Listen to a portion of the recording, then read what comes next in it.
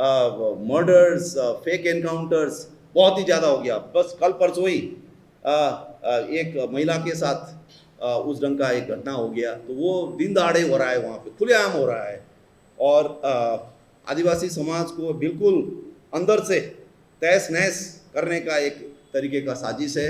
आदिवासी को उजाड़ करके आप अपना लोकतंत्र को सफल बनाओगे तो वो कैसा सफलता होगा? आप संविधान बचाओगे आदिवासी को लूट मार के, मजदूरों को लूट मार के?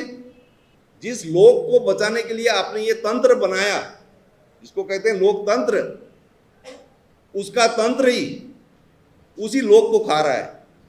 तो लोकतंत्र लोक का रक्षक है या भक्षक है? जो पार्लियामेंट्री डेमोक्रेसी का जो प्रोसेस है, उसका डीएनए में यह है कि आप अगर आपके पास 20 करोड़ रुपया नहीं है तो आप लोकसभा का चुनाव लड़ ही नहीं सकते।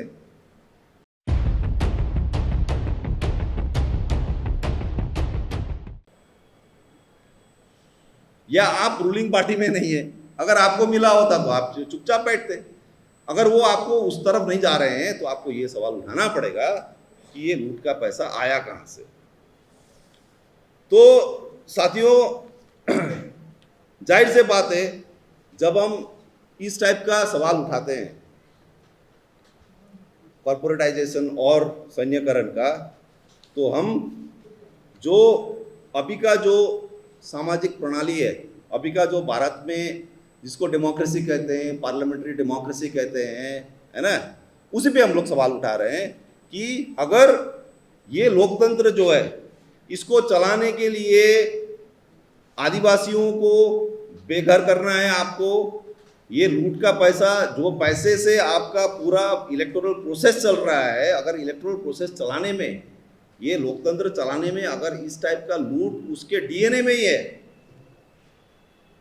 कि ये जो अभी का जो पार्लियामेंट्री डेमोक्रेसी का जो प्रोसेस है, उसका डीएनए में ये है कि आप अगर आपके पास 20 करोड़ रुपया नहीं है तो आप लोकसभा का चुनाव लड़ ही नहीं सकते।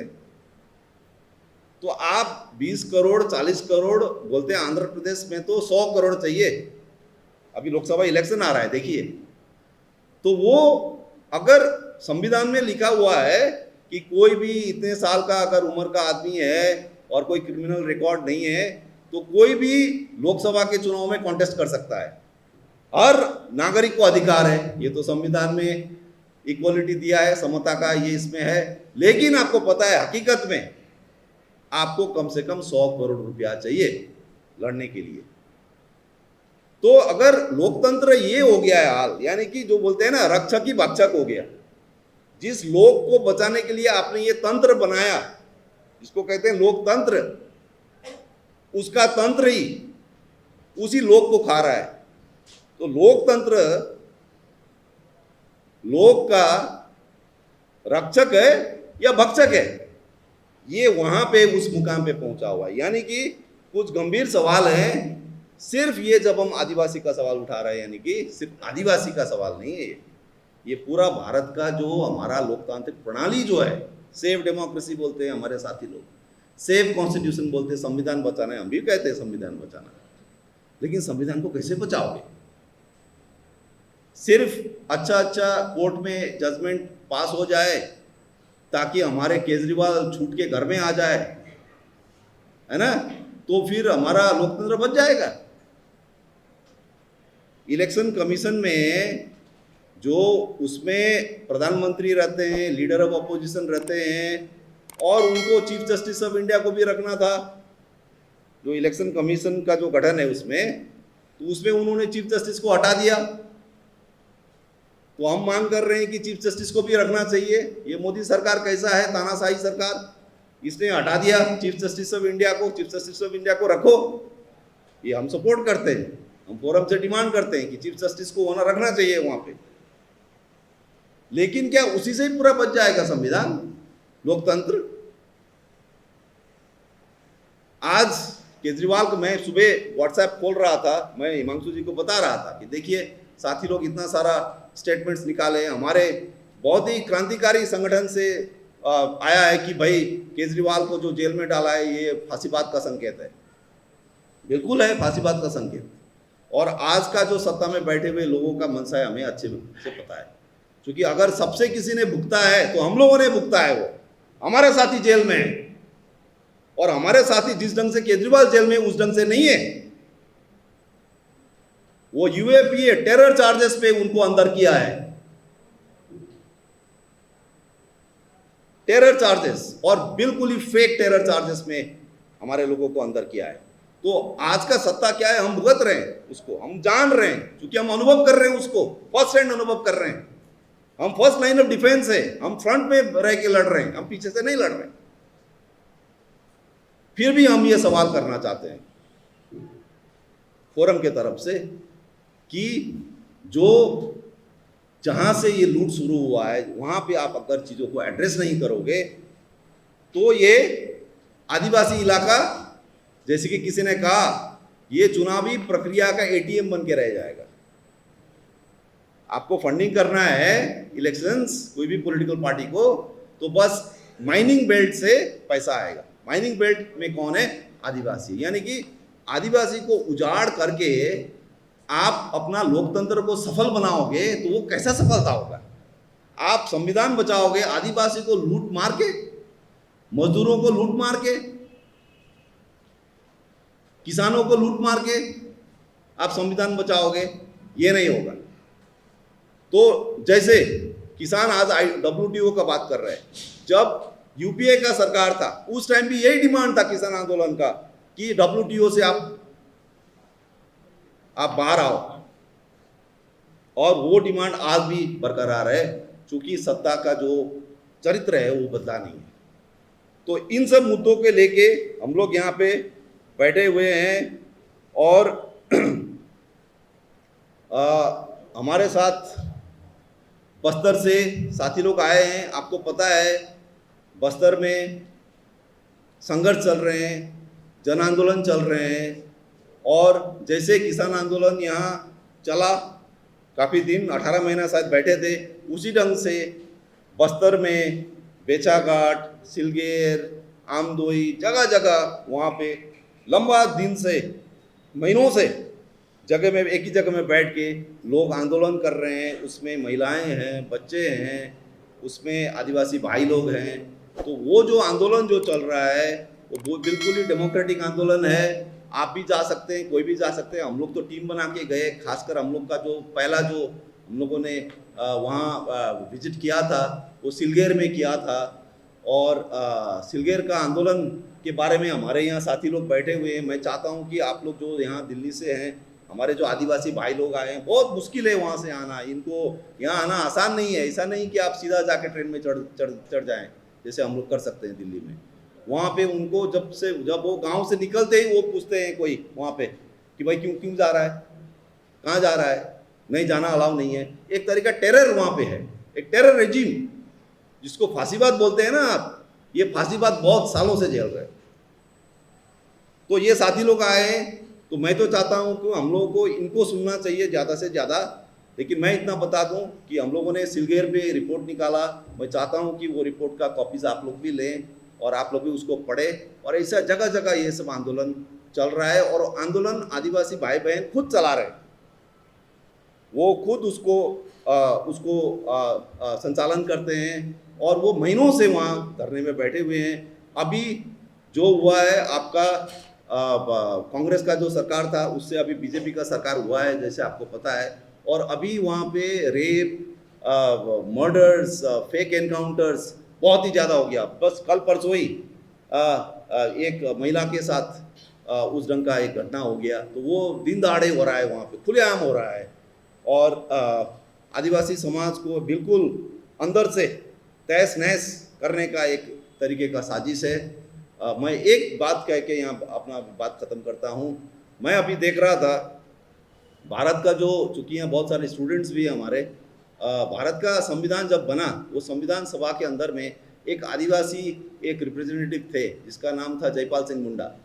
जयपाल सिंह मुंडा ने 1947-48 में जब संविधान बन रहा था तभी उन्होंने एक प्रश्न उठाया था कि ये जो एक्सक्लूडेड एरियाज करके जो आदिवासी एरियाज को रखा जाता है, यानी कि आज भी आप देखेंगे भारत के संविधान में तो ये आते हैं 5th शेड्यूल में, 5th शेड्यूल करके पढ़ते हैं, हम पेशा कानून पढ़ते हैं, हम ग्राम सभा पढ़ते हैं, यानी कि चूंकि आदिवासी पहले से एक तरीके का वीक सिचुएशन है उनका, वो उनको स्पेशल प्रोटेक्शन चाहिए। जैसे दलितों के लिए रिजर्वेशन दिया, जैसे दलितों के लिए कुछ सेफगार्ड्स हमारे संविधान में है, वैसे ही आदिवासियों को के लिए भी देना है। लेकिन कैसे देना?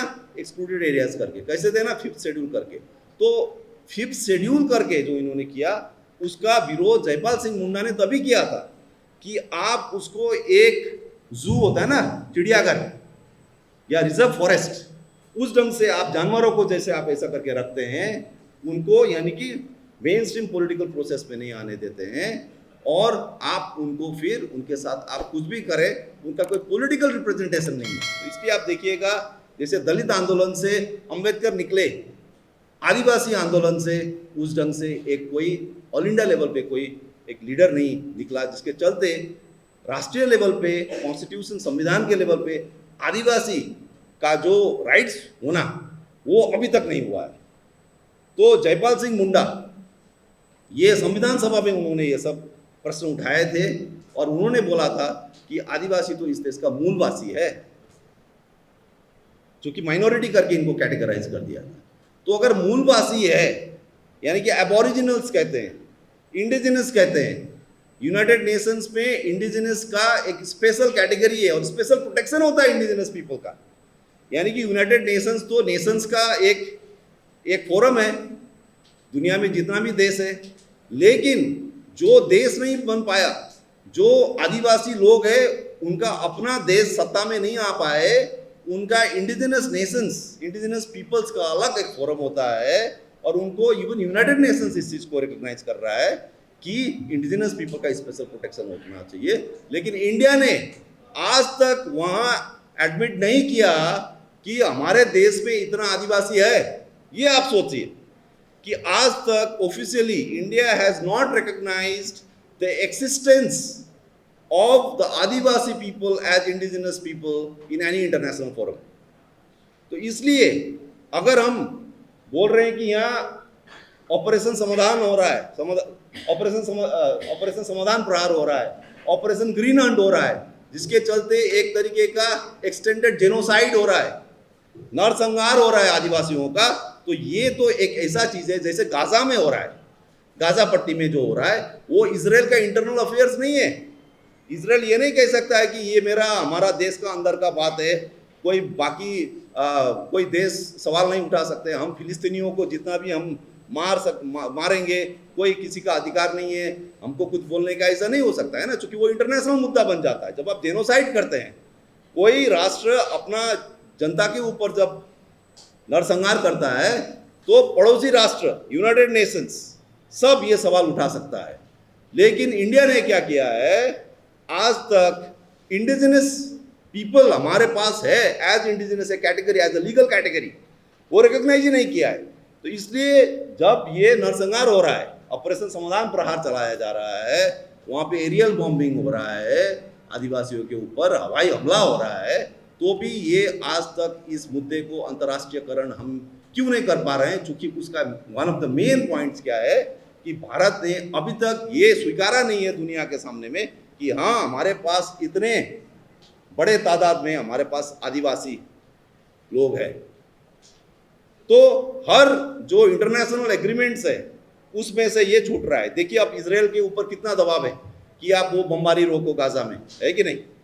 हर देश कर रहा है, यूनाइटेड नेशंस भी कर रहा है। तो आज भारत देश जो आदिवासियों के ऊपर कर रहा है उस पर कोई लगाम इसलिए भी नहीं है क्योंकि India has not signed any agreement to the effect that India has such a huge population which is indigenous. तो एक हमारा यानी कि एक उस लेवल का भी लड़ाई है, क्या हम आदिवासियों का इंडिजिनस जो कैरेक्टर है भारत में उसको क्या रिकग्निशन के लिए क्या हम फाइट कर सकते हैं। जिस ढंग से दलित मूवमेंट ने एक ऐसा रखा था ग्लोबल कम्युनिटी के सामने में कि जो कास्टिज्म जो है ये एक रेसिज्म का एक फॉर्म है, casteism as a form of racism उन्होंने किया।